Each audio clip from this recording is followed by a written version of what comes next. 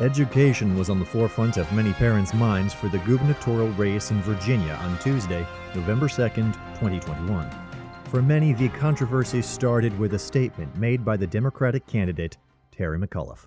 Yeah, I stopped the bill that I don't think parents should be telling schools what they should teach. I have to think there are a number of other policy positions that Terry McAuliffe holds that are more appealing to you than Glenn Youngkin.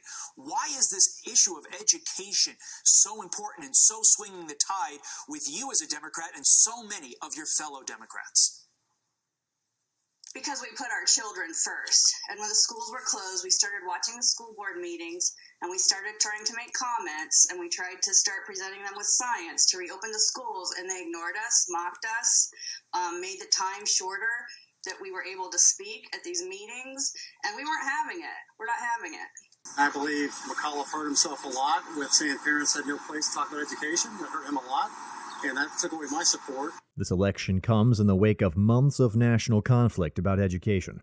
School board meetings have been making national headlines in Loudoun County, Virginia, with many parents concerned about a recent series of sexual assaults and politically charged curriculum.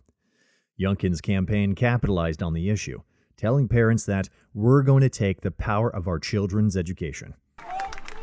I mean, the stories we have heard from parents standing up for their children just because in Virginia, parents have a right to have a fundamental right to say whether their children are going to learn this or learn that. Parents have a right to be engaged in their kids' education, and that's what we're standing up for right now.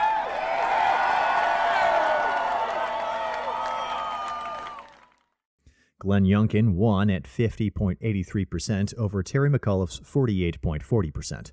But the fight for parental rights didn't end at the polls.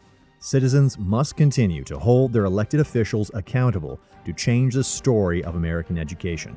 Take charge of your child's education at www.nwef.org.